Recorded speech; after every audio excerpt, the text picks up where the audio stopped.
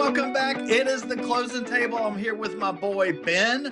Our show is co-sponsored by our wonderful companies, Cornerstone Home Lending and the Oceanaire Realty. We got your back. We got the show's back. Pull up a chair. It's the closing table. Let's get this party started, Ben, with something new. Hey, let's just fire it off right from the beginning. Last night was the State of the Union. Always a not politicized event. That never gets anybody riled up. I'm sure you were dialed in, or at least you've seen some of the clips afterwards. Give us a quick take. What do you think? Quick? You asked me for a quick take on the State of the Union. We got a whole show to do here, brother. Lock in. I know. Okay. Let's do this. All right. State of the Union. I thought it was incredible. I paid attention in the entire 2 hours, and if anybody can captivate my attention for 2 hours, well done. I like what I heard. I also didn't like what I saw. How dare folks that pretend to be members or citizens of our country and pretend to be members of Congress and are supposed to care about our country, how dare you sit on your hands when there are amazing things that are going on? For example, let's forget the amazing things part for a second. How dare you sit on your hands when Irina Zaguska's mother is being introduced because she was brutally slain by someone in Charlotte, a criminal, a career criminal. How dare you not stand up and clap for that woman after all she's been through? And it's a large part due to their policy. How dare they not stand up for some of the heroes that were introduced around that room? And also, when the question was asked, do you, as members of, or first of all, you were invited, everyone was invited to stand before this comment. And then he asked the question, how many of you members of Congress will be willing to stand for the fact that you represent American citizens first before illegal immigrants? How dare you sit there? Honestly, shame on you. It's a disgrace. I don't care. I do loans for everybody, so I'm not trying to be, segregational in that regard. But come on, man, this is ridiculous. You're elected in office. I mean, if Republicans sat on their hands, I'd say the same thing to them. Nobody's safe for me in that regard. But how dare you? That's all I have to say. I'll keep it quick. How dare you? Hey, I think it's pretty good summation. It's so frustrating that people have to choose politics over what is just common sense. And like you said, I don't care who's up there making that statement. It shouldn't matter. It shouldn't matter because it's the president of the United States and it's true. I don't care which party's president says it. It's a fact. It is a fact. And the fact that it's basically a reverse cult of personality, that folks hate one person so much that they can't agree to policies that actually work to benefit everybody. I mean, and the fact that people just skip it. I mean, your job is to show up. That's what you're elected to do. It's just unfortunate. The discourse is so bad. Both sides are responsible for it. And it's just more highlighted at one point in time now than it is at another. It's just really frustrating as a citizen who wants the best possible outcome for our citizens. It's just really unfortunate.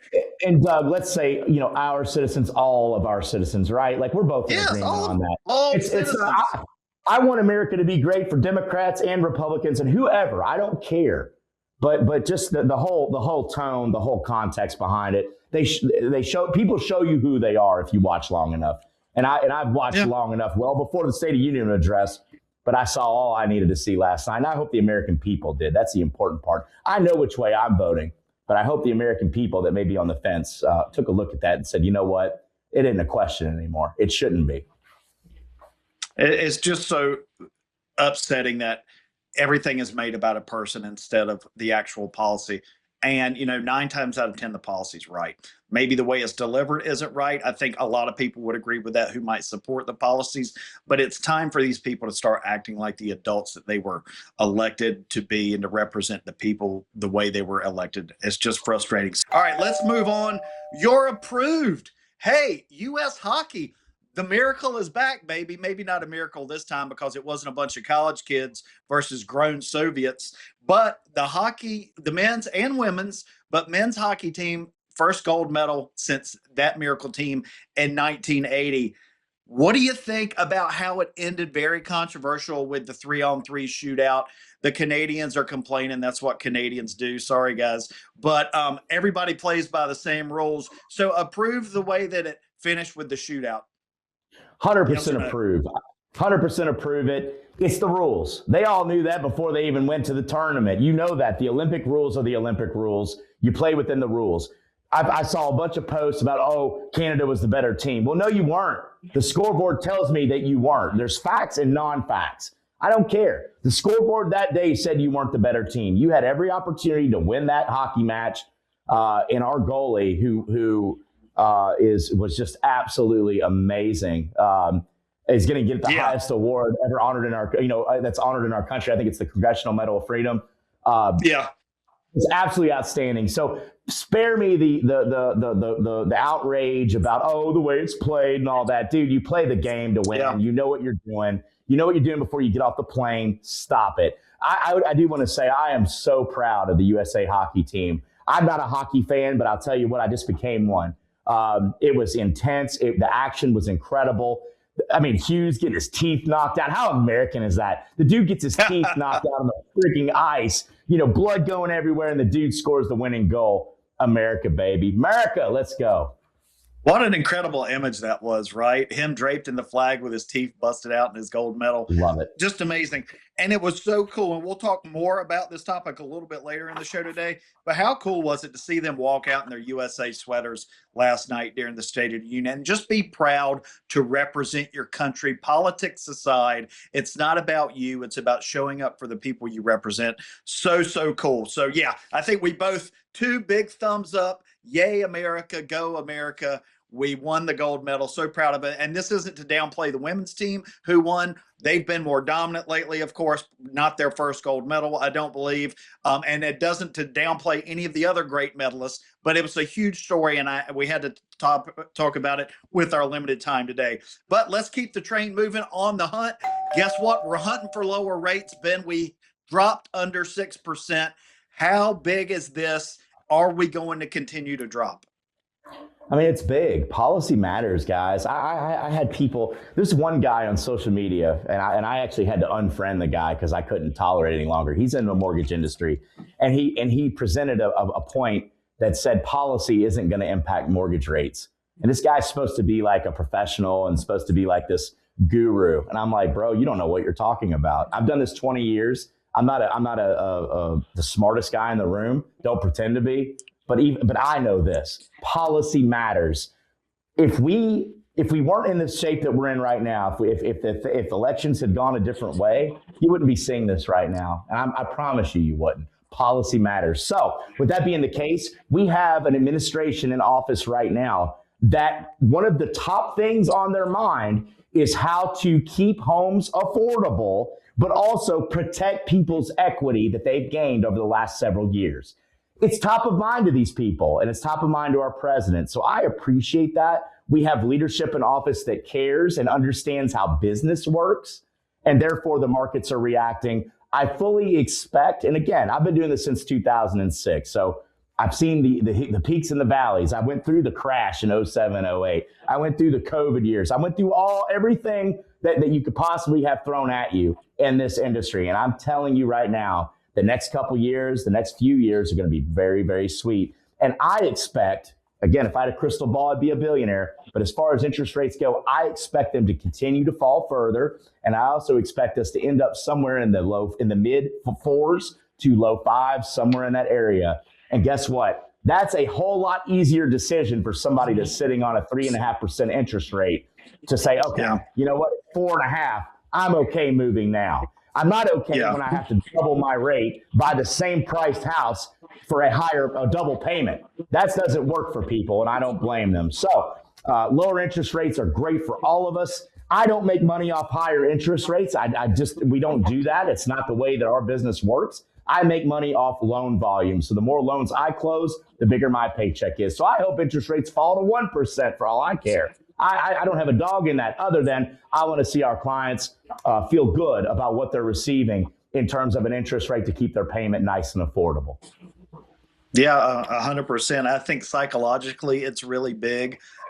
even if the difference between 6.1 and 5.9 isn't that huge on paper. Mentally, it's big for people to see that we've crossed that threshold. Hopefully, it'll continue to dip. We'll talk a little bit more about it in another point or two here. But let's move into lock it in. We're moving. We got 2 weeks left in the college basketball regular season. The last week has not been really good for either one of us, to be honest with you.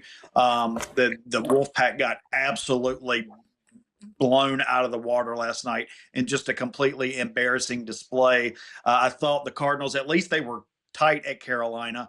Carolina eked it out. No shame in losing on the road, especially at the Dean Dome by a couple of points. Wolfpack just got blasted, but it's tight at the top of the conference. You got 8 teams jockeying for that first round bye in the ACC tournament. The difference between playing 3 games and 4 games to win the ACC title can be super huge. How do you think it's going to win? Who are your top 4 that you think are going to finish and get that double bye in the ACC tournament? Let's lock that in right now.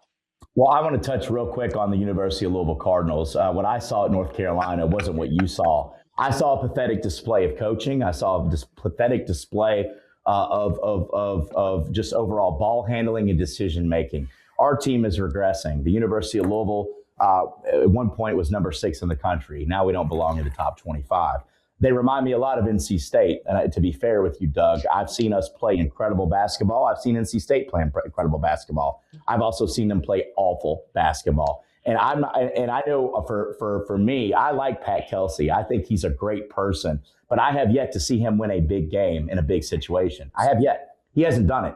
Yeah, we beat Kentucky. At the time, we thought, oh, yeah, we're here. We're ready. Turns out Kentucky's not very good. So it's, I just get tired of it. Louisville is a blue blood top 10 basketball program in the country, and we're certainly not playing like it, and we're certainly not coaching like it. When you have 24 seconds left on the clock and you're going down the floor and your coach is signaling for you to call a timeout, you stop what you're doing and you call a timeout. That's disrespectful. Yeah. What Mikel Brown Jr. did, he tried to make a play. The kid's a gamer. I appreciate his efforts. If it weren't for him, we wouldn't be nearly where we are right now with the record that we have. We wouldn't have won 20 games. However, when your coach tells you to call a timeout, you stop what you're doing and call a timeout. Either that or you're going to ride the bench. I don't care how good you are. That was absolutely incredibly stupid and disrespectful. I don't appreciate it. But what I will tell you, let's talk about the UNC Dub basketball team for a moment. My boys are rolling, man. I adopted this team as my own when I moved to Wilmington. I love it. They've got a great product. They play hard. Yes, they're in the CAA. Yeah, mid-major, whatever, but it's good basketball. And these guys can make some noise in the tournament if they get the right matchups. So, not all is lost. UNCW is performing. Louisville, whatever, man. I can't even watch it anymore. That incredible insight, a lot of truth there. You completely ignored my question, so let's wrap it back in. Who's your top 4 in the ACC headed into the conference championship tournament? Well, Doug, I don't want to answer your question. How about that? No, I don't know. Duke by far looks the best. Okay, They handled Michigan at a neutral site. Duke, I don't even know why we're having an ACC tournament at this point. Duke is it. They've done such a great job there. John Shire is unreal. Dude, they're amazing. So for me, it's Duke. Then you've got, let's go national with this question. I think Houston can get there. Houston's got great guard play. It depends how they're shooting. Michigan, right there with everybody. Duke is obviously my favorite to win it all at this point. And for 4th, I think UConn can still make noise. I really do. I really think UConn can still make some noise. Let's not forget about Texas Tech, although they lost their best player. It's kind of, to me, it's wide open other than Duke, Michigan, and Houston, in my opinion. I think Iowa State is a fraud. I do. If they get a number 1 seed, they sure don't deserve it. I don't think that they have any business getting a number 1 seed as was projected. And I think the loss they suffered over the weekend will prove to dismantle the number 1 talk about them getting a 1 seed in the tournament. I'm going to lock in kind of the way the standings are right now. You've got Duke in first place. They're a game up on you, Virginia. I think they'll hold serve. I think Virginia will hold serve in second place. You've got Miami in third place all alone. And then you've got 4 teams tied for 4th place. You've got Carolina, you've got State, and you've got Clemson. Duke's got the tiebreaker over. I mean, sorry, State's got the tiebreaker over both of them because they're match up 1-1, and then you got Louisville 1 game back of that pack. So that race for that 4th seed will be really interesting with just about 3 games left to go. Man, I just love it when it's competitive like this. Yeah, Duke's at the top, but you do have something to play for, and playing for that first round bye is big. So it's going to be interesting to see how it plays out. I'm excited. This is the best time of year in sports for me personally. Heading into March Madness, you got Major League Baseball starting up. Then you got the NBA playoffs after that, so it's just really exciting. But let's move it on. Let's get into due diligence. I want to talk a little bit more about rates dropping and what that actually means, not just psychologically, people getting up off the fence, but Ben, explain it to us in numbers. How much of a difference is, let's say, a full point? What does that look like when someone's monthly payment? Well, it depends what the loan amount is. Okay. Sure. So that's standard. But 1 percentage point reduction in rate offers 10% more buying power for the individual. And that's a 10%. big 10% difference. That's correct. So a 1% drop in rate like we've seen over the last 7-8 months, that definitely has given people more leverage and flexibility as far as buying power. And what it means is, again, it's what I alluded to in the first segment when we were discussing rates. You've got a situation where people have 3.5% or 4%. They don't want to sell their house. Why give up that forever rate? But if you get rates around 4.5% again, somewhere in that area, it makes that decision a whole lot easier to move. Yeah. Right. So a lot of folks, when they've got the 2.5% to 3.5% rate, what I've been doing is recommending, hey, if you don't need to sell your house for the down payment money, rent it out to somebody. Rent it out. We can disqualify up to 75% of the mortgage liability based on the rental income that you're receiving. And I know you don't like to hear that necessarily, perhaps because you like to list homes and buy and sell. I get it. But it is an option for people that don't want to give up their forever rate and don't have to qualify by selling their existing home. But right now, with the rates dropping the way that they are, it's going to lead us to a place where that's not going to be a concern any longer. Truly. And I'm very, very excited for it. I'm just excited for you all out there, all of our listeners. Like, this is something that we needed, we wanted, and we're getting it. And it's going to continue to happen and continue to get lower as time moves forward. So I'm so happy for all of our clients out there. Yeah, I hope it keeps moving in the right direction. A couple of things. I told a seller yesterday, I wouldn't list your house right now. I don't think now is a good time to do it. The market's been flat for about 2 years as far as prices. Okay, they're not going to significantly start to increase until these rates come down. It just is what it is. They work inversely. Rates go down, prices go up because people have more affordability, like you were just mentioning.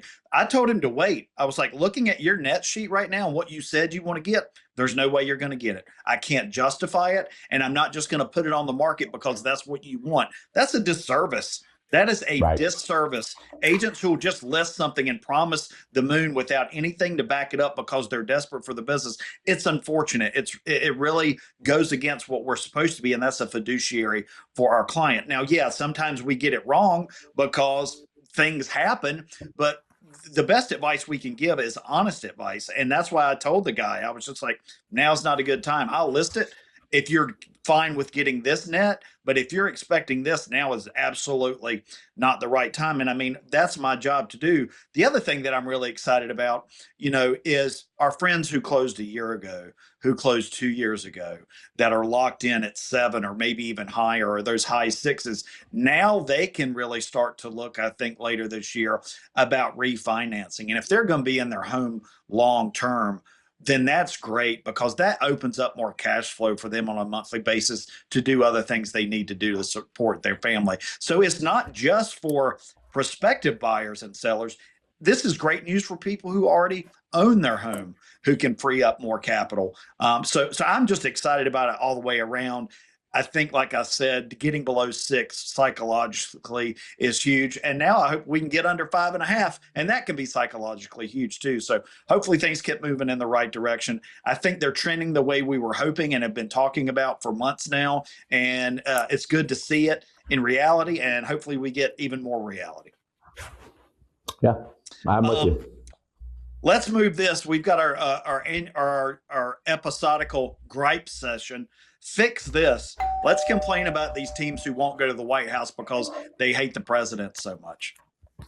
Well, I want to say this as far as it pertains to the women's U.S. hockey team. That's a big nothing burger. It's absolutely nothing.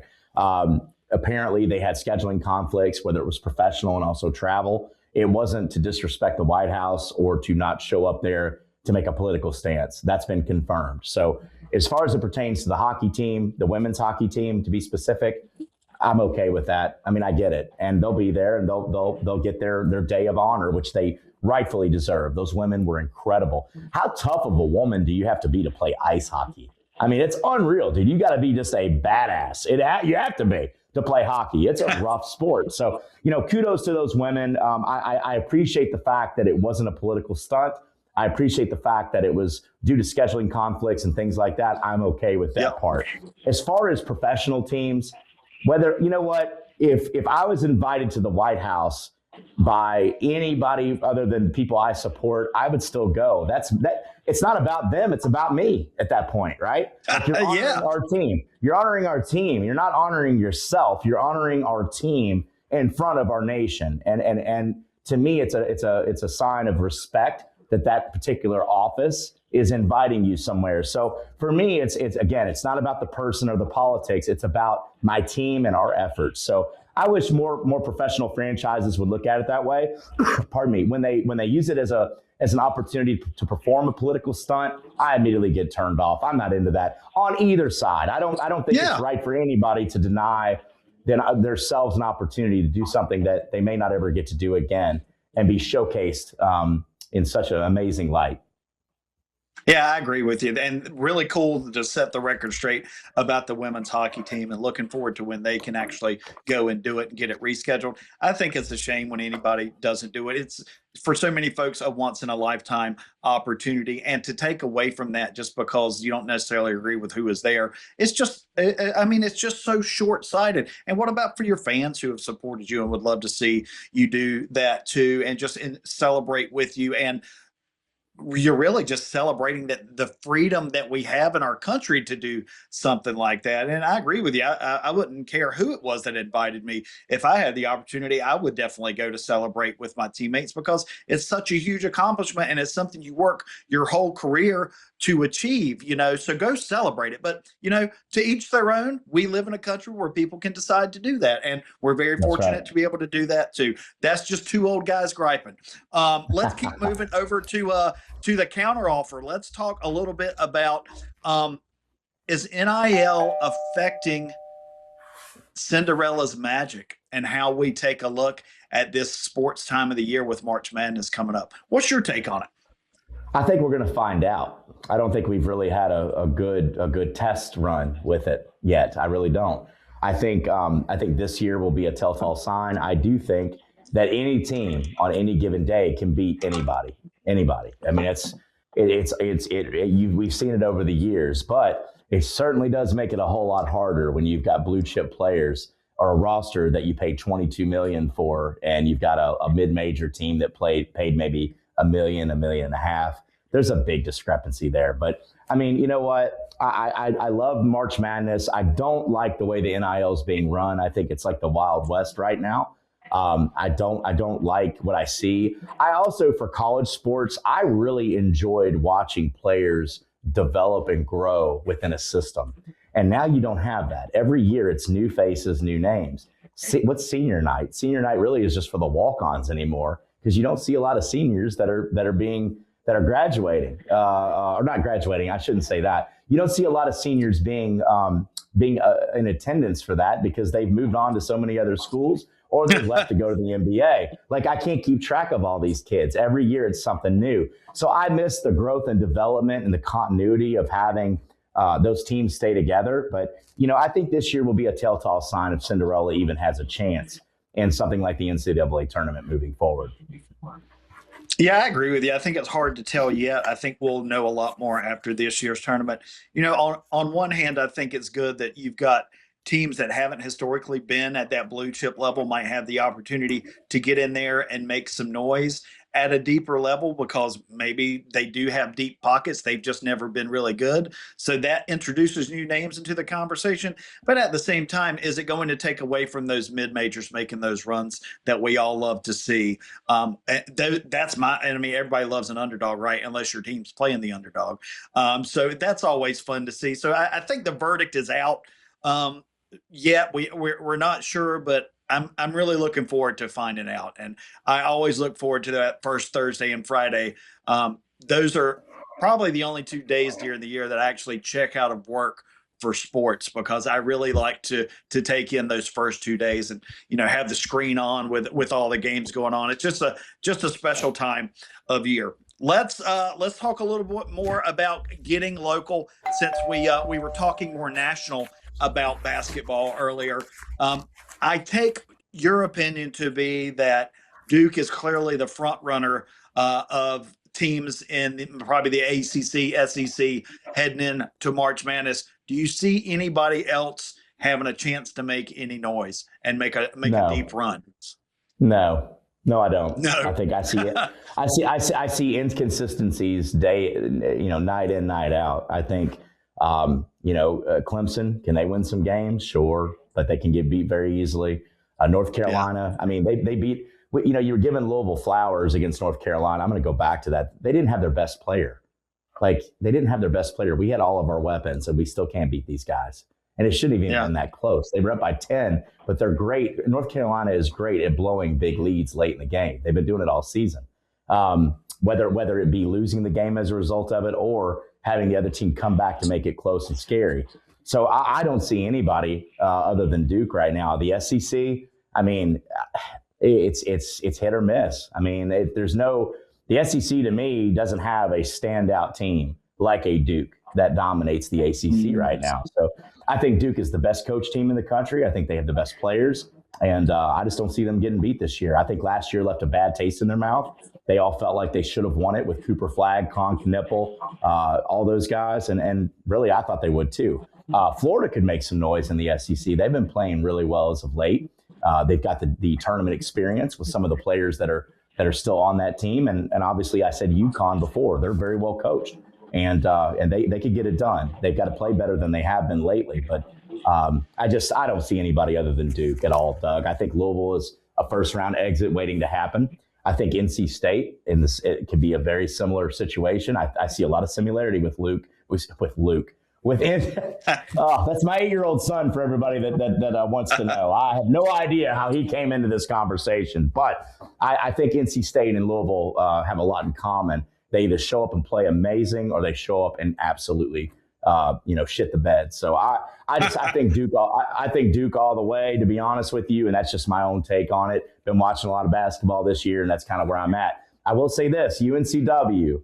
I do think if they get the right matchups, they could win a game or two in the tournament. They're capable. They're coached well. They're coached hard, and those guys could make a little bit of noise. Talking about a Cinderella, if you will. Yeah. Love to see the Seahawks make some noise. Still got a soft spot for them. It's hard to disagree with anything that you said there. I think the big inconsistency issues really come down to coaching in a lot of places, and the teams that are most consistent are the best coached.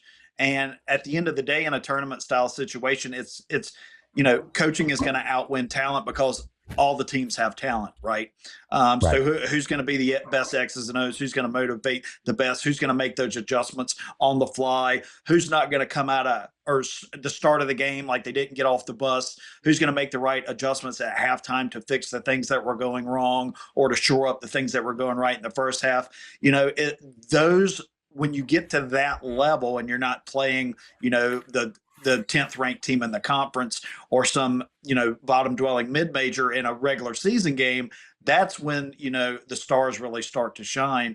And I think that they have the opportunity to do so when they're given great direction and great leadership from their coach. And so it's hard to disagree with the names that you mentioned, because I think they're the best coach teams, and that's what's going to make the difference in the long run. Right. Good conversation. Again, I'm just so excited about March Madness. Sorry that we're talking about it so much, but really fun. All right, final walkthrough. Doug, I'm typically very excited about it myself. I just don't think we're going anywhere. And if Louisville's out, I just, at that point, I just watch it to watch it. You know what I mean? Like I get bummed out. So I don't see our team go anywhere. So it's hard for me to get jazzed up and ready for it.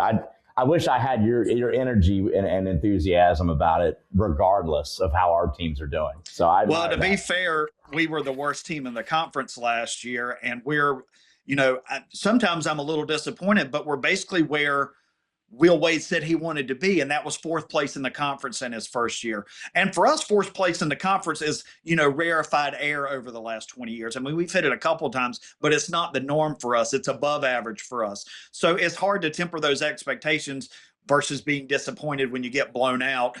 So do I think we're on track with where we're trying to get to? Yeah. Do I think our coach is still the guy? Kind of like you think Pat Kelsey is still the guy? Yeah. But at the same time, we're not there yet. And it's disappointing when the wheels completely fall off. But it is what it is. There's still a good amount of season left, and still a lot of things can happen. One thing that's great about basketball is anybody can beat anybody on any given night. Somebody gets hot, somebody gets hurt. You never know what could happen. But let's keep it moving on. Final walkthrough. This is where we usually have a human reaction to specific events going on in the world. And wow, some stuff happened this week in Mexico. So they took out this El Mencho dude who was this huge cartel leader, and stuff went nuts. And I will tell you firsthand, I was in Mexico when it happened. We were doing our annual team trip that I always take my top producers on so we can celebrate their success and our collective success. And we're waiting for the ride back to the airport. Let me preface it by saying best travel day ever, notwithstanding the whole narco-terrorist stuff going on. We had a late checkout, 1 o'clock. Our plane wasn't until 4, so we got an extra morning at the pool. Got to hit the buffet for breakfast again, got to go to the pool and have a Superman drink and a strawberry daiquiri one last time. Got to hit the buffet for lunch again before we left. And then we're sitting and waiting for our ride to come. Oh, and the other side of the country is blowing up. Oh my God, terrorists they're blowing up police stations and cars. They're shutting down highways.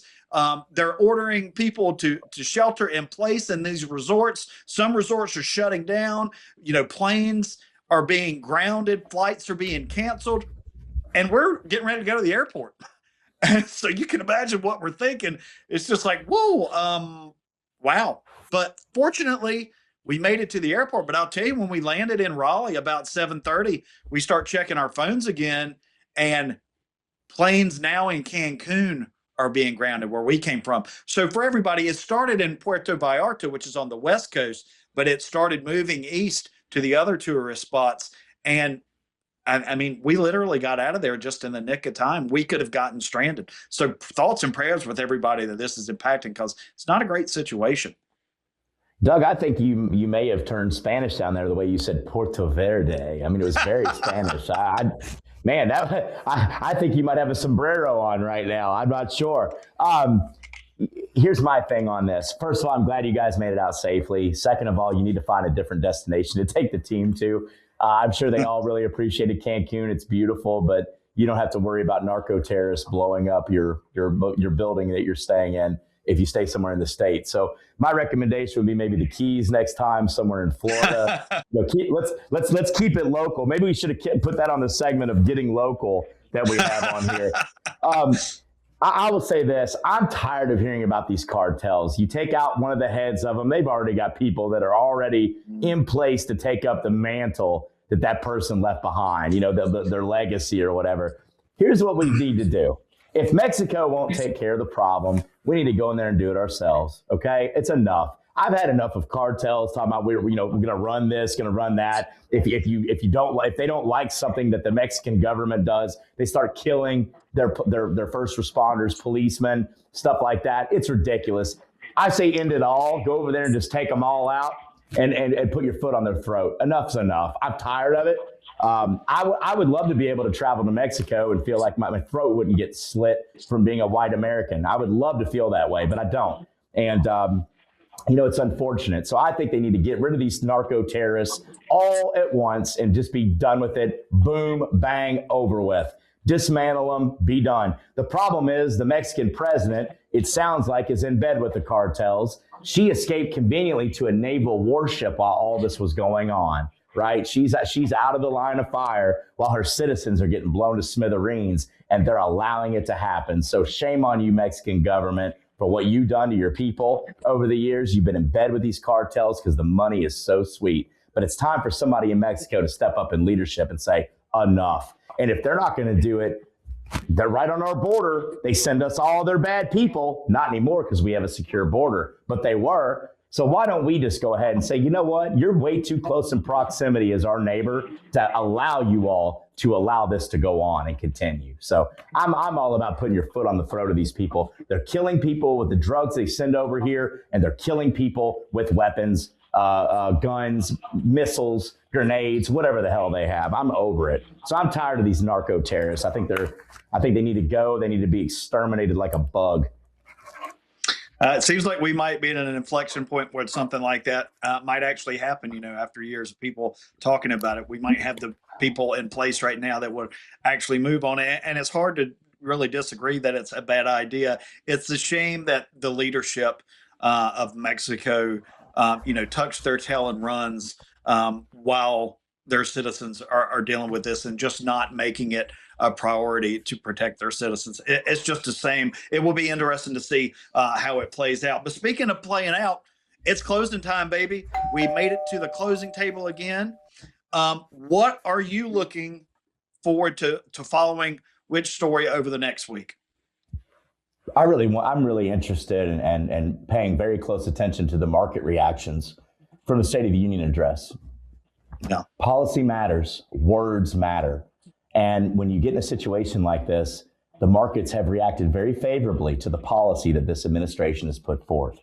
And the reason for that is it's good business policy. It's good for America. It's good for us. And so I'm paying very close attention to that.